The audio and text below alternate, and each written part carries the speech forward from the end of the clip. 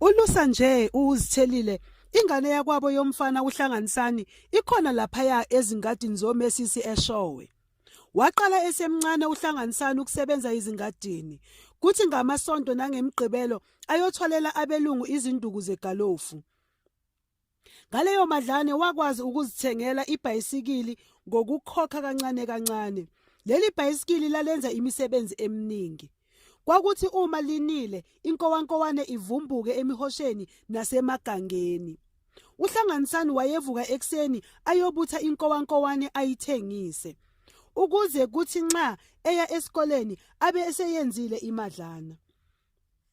Ngemuva kokuphuma kwesikolo wayesebenza ezingadini zabelungu khona eShowe. Kuthi ngemuva kwehora lesihlanu aphindele khona enkowankoweni.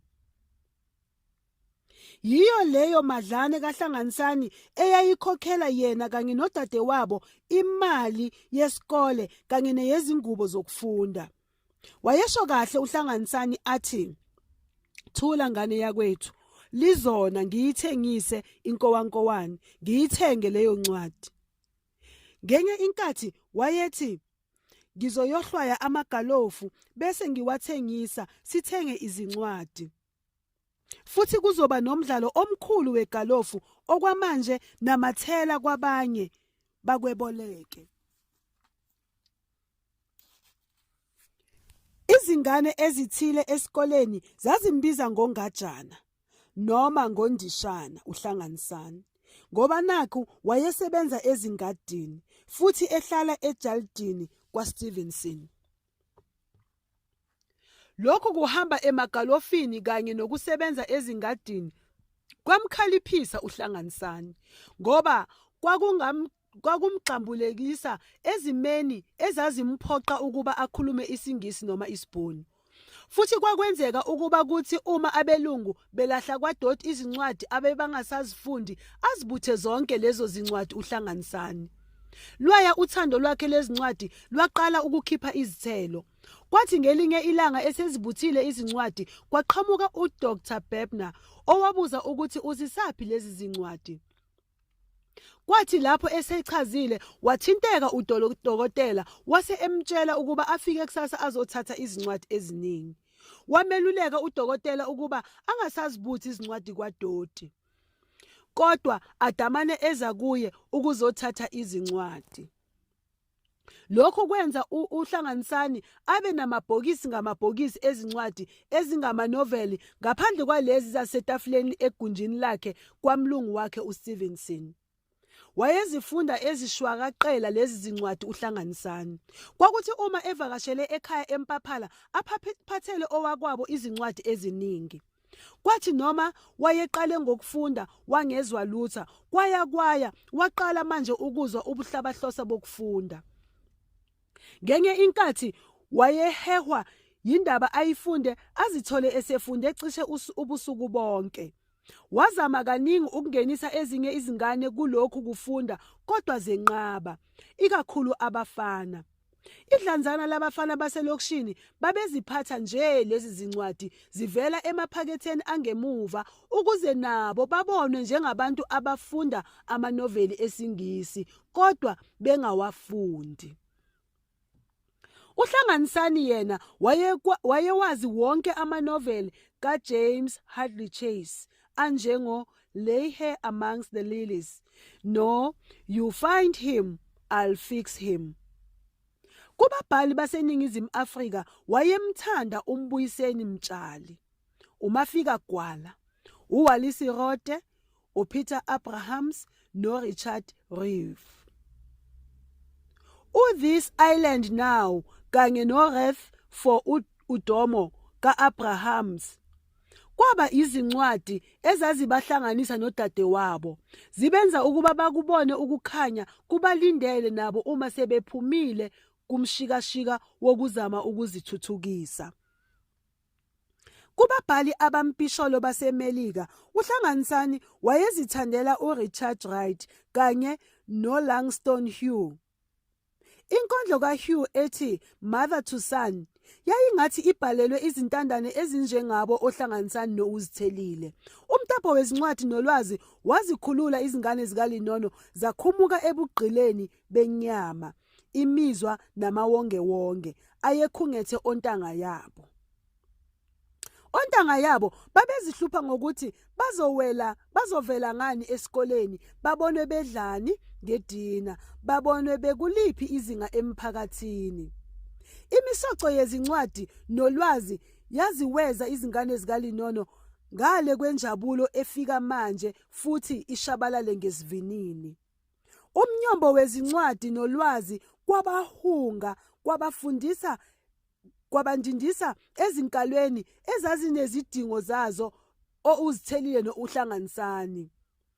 Yilezi zidingo ezanyundela amakhasethi nama-CD oStevie Wonder, oTeddy Pendergrass, oBrenda Fassie, Ray Phiri, Sanko Moda, Chico nabanye. Zanyundela nemiswenko yoFloshem, oPierre Cardin, oLA Gear, Benelton, Caducey noCross Colors. Ontanga yabo babesangana ngalezi zinto. Imisangano yakwaNgubane yaba sekufuneni kuqala umbuso kaNkulunkulu nokulunga kwawo kanye nokusabalala kuntilibathwa yamabhuku. Ulwazi lungamandla futhi luyazifukamela izintandane. Kusho uZithelile ephendula abafana ababembuza ukuthi yini athe elusa abe efunda izincwadi. uHlanganisani wayesebenzisa umtapo wezincwadi waseShowe. Lo mtapo wezincwadi wamhlanganisa neziningi izingwazi zase-Afrika ezazimethembisa ukuthi uma ebambelela emfundweni uzoba nekusasa elihle. Kwenye yezincwadi zikaNkrumah wafunda ukuthi kubalulekile ukuzinikela kukho konke umuntu akwenzayo. Nsuku zonke uHlanganisani wayesuka khona kwaStevenson eseqonde esikoleni eDokotela Wallet B. Vilakazi High School eGezintsila. Wayevama ukufika esejuluke emanzi ukushova ibhayisikili. Nakho wayengakufuni ukuphuza ukufika esikoleni. Izimfamona zabuye zamphehlelela uHlanganisani, wangabe esaba ngungajana nje, wase eba nguNgubo Ndala. Nakho phela wayegqoka izingubo ezingcono ayezambulelwa ngabakwaStevenson. Akumthunazanga uHlanganisani lokho. Kuye impilo yayivunde kangangokuba wayengezihluphe ngobubhoxozi ngababhoxozi noxovumoya bohubhu nezimfamona. Ubuhlungu bokuba intandane ngoba unina esagana uyise angazange amazi nakancane kwase kumgqokise insimbi eyayenza imicibisholo yoxovumoya ingangeni kalula. Lokhu kusebenza kukaHlanganisani ezingadini kwaba namachaphazelo amahle kwabo eMpaphala, esikoleni, esontweni lakubo nasemphakathini yabomdabu eShowe. Wayethi uma enciphisa izimbali kuthi lezi azisiphunayo ayozitshala kubo noma esontweni noma esikoleni noma azipho abangani bakhe. Wayeyiqoqa imbewu yezimbali ayibeke yome bese eyipha isonto, isikole, abangani noma abakwabo. Zonke lezi zindawo zaba nokuqhakaza. Wakhuthaza iningi labafana ukuba litshale lobu butshani obabubizwa ngokuthi yicarpet noma yibuffalo ngoba bona babenza iloni engunomfonofo futhi bungavumeli ukuba kumile ukhula. Lokhu kwalithuthukisa izinga lokunakekelwa kwamagceke emizi yabomdabu eShowe namaphethelo. Wayengasazihluphi manje uHlanganisani ngokuzama ukwakha ubungani nabafana baselokishini. Wayebathola bengazikhohlwa behlakaniphile kakhulu, bazi kakhulu kangcono kunabanye, bengafuni ukutshelwa ngomunye umuntu noma babe ngabangani bakandishana. Othubelihle nomzwandile nje kuphela ababemithanda bemjwayele uHlanganisani. Wayewabiza aphelele amagama abangani bakhe uHlanganisani noma wayekuphawula ukuthi imvama yezingane zasemalokishini zazibizwa ngomdu, olu, ose noma oza. KuHlanganisani lokhu kwakuwubuvila. Yena wayelibuzisisa igama lomuntu ebese elibiza lonke. Ngenxa yokuthi uHlanganisani wayeyisilomo kwezemidlalo jikelele futhi nasemculweni engaconsi kothisha, ashesha ukugqwala lamagama ondishana, wongajana, wongubondala ayenyundelwa izibongo zakhe zasemidlalweni. Isikole sonke sasimazi ngelika NHL. Hlanganisani, hlanganisani, NHL. Wathi nje eselapha kwibanga lesikhombisa wathola ukuthi ugazi lwakhe ezinganeni zesikolo, ikakhulu emantombazaneni, lwaludale ukuba abenyama nambana equlwini lamabhobhodlane ayezinike ubungqongqoshe enkundleni yabagxeki. Leli qulu lalihlale livubela imishosha phansi yezinsolo, izinsongo nenzondo. Into lezi zibubunyeki zazingadlali imidlalo, zingaculi nakwaya lesikole, futhi zingakhaliphile ngisho ezikoleni. uHlanganisani wayengazi ukuthi zonke izikolo zinezihlava zazo ezingafanele ukuba zinakwe, ngoba phela nazo izihlava zenza owazo umsebenzi. Yena wayebone nje abafana bembheca ngento ayekude nayo. Kwathi nje sekuhlolelwa ukuvivinywa kokugcina sekuzohlolelwa unyaka, wezwa into eyacishe yamyekisa isikole.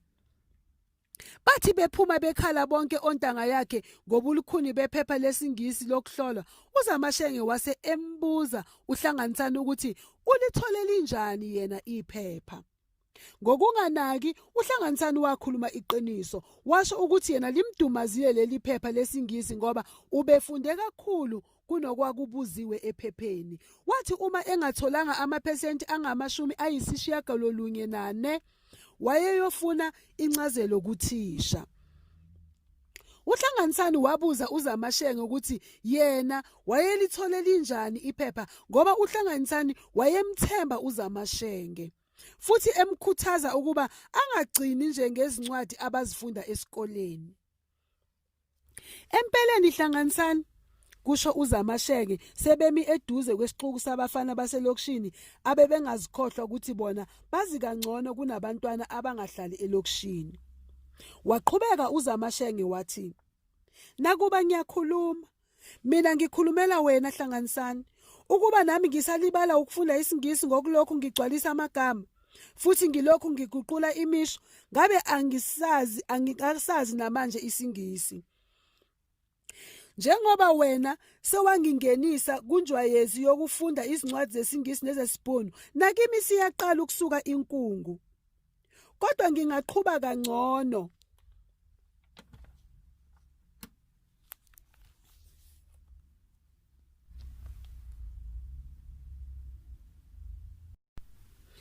Kodwa ngingaqhubeka kangcono Hlanganisani uma ngingalokhu ngikhuluma nawe isingisi noma isibhunu. Wena ngizocela ukuba ungikhulumise ngesingisi uma sisobabili. Ungazinaki izimfamona lezi. Masiqhubeke futhi ngokubhalelana ngesingisi nesibhunu, noma uthi zimnandi izincwadi zakho.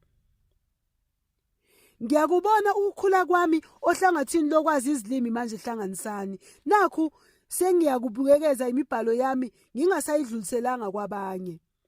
Ngiyathokoza ukuzwa usho njalo Zamashenge, kusho uHlanganisani. Mina laphaya edolobheni isingisi nesibhunu angisikhulumi ngokushintsha imisho noma ngokugcwalisa izikhala, kanti nokwazi imisindo nobulili bezinto, kodwa ngiyafolokohlela nje ngikhulume isingisi nesibhunu ukuze ngikwazi ukuphila.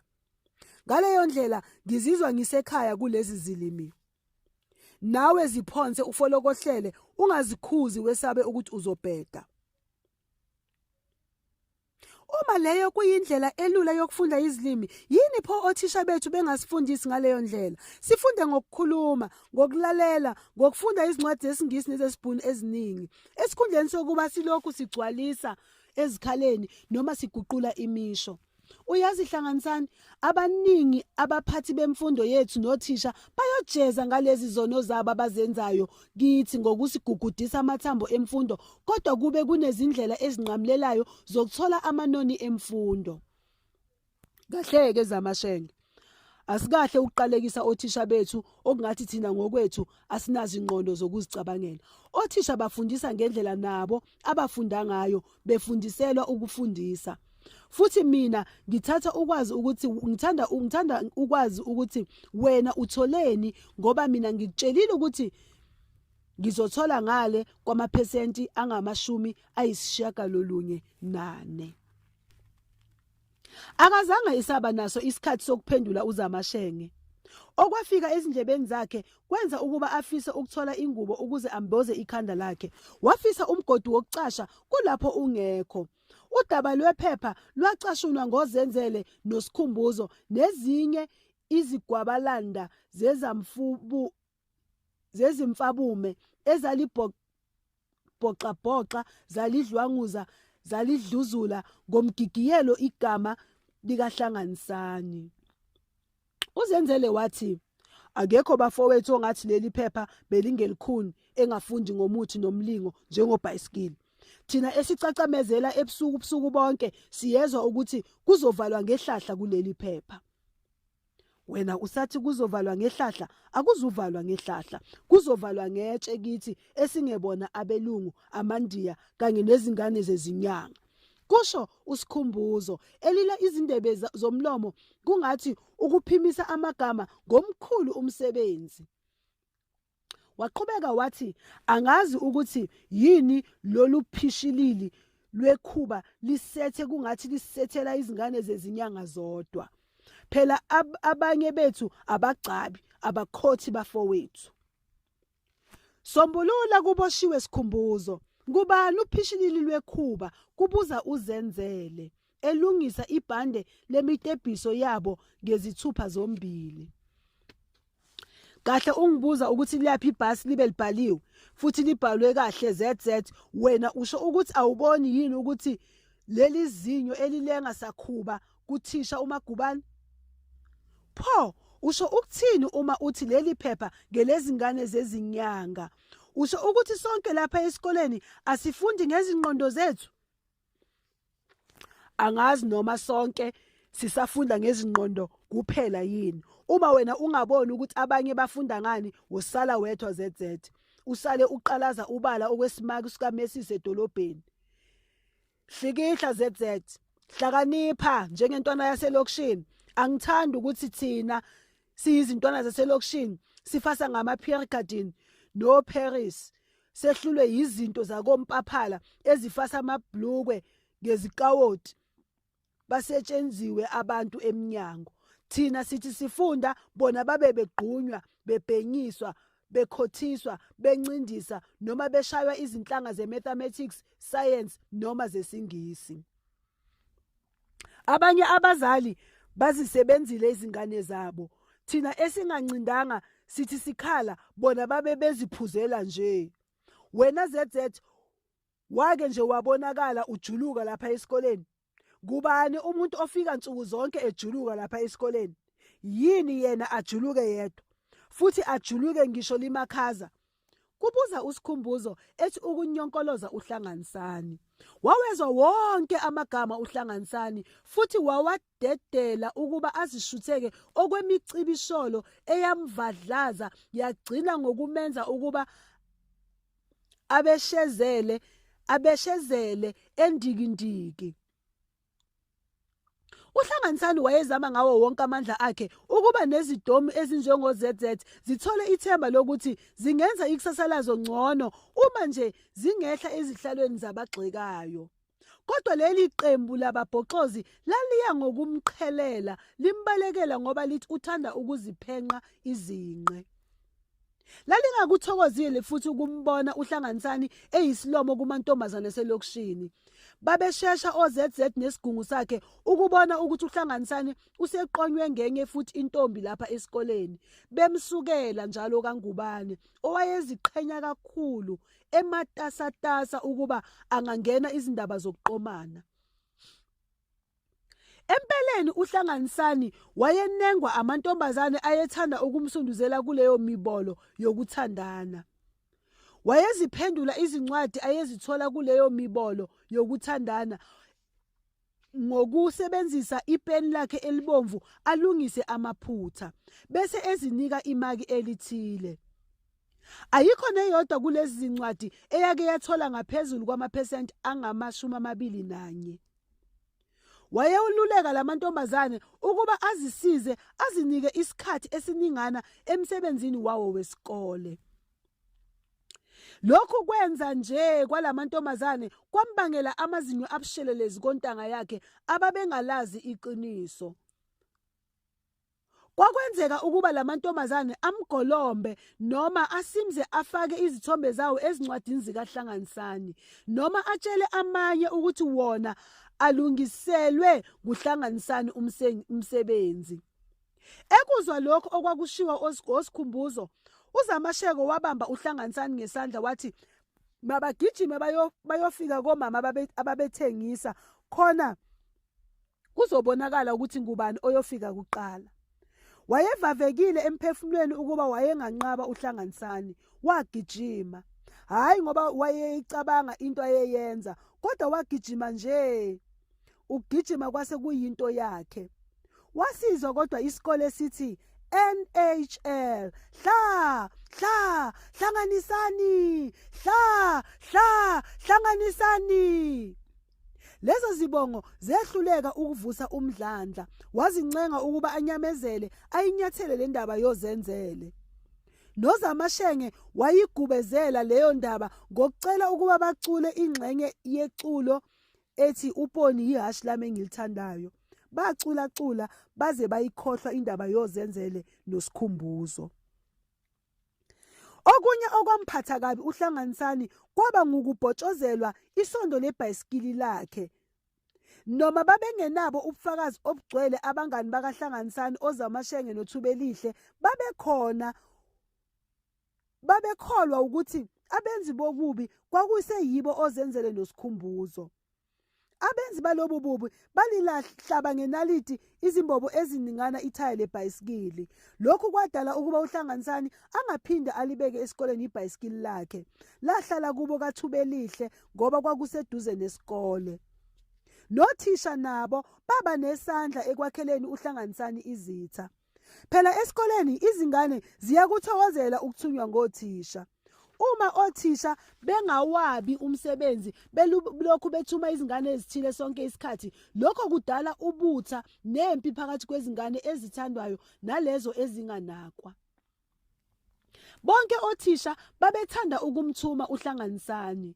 Uma kuhlanzwa amaklasi ngoLwesihlanu, uHlanganisani wayehlanza imoto kathisha Nhloko. Wayeyihlehlisela ngasempompini kubuka isikole sonke. Naso sibona ukuthi uyathandwa uHlanganisani kulesi sikole.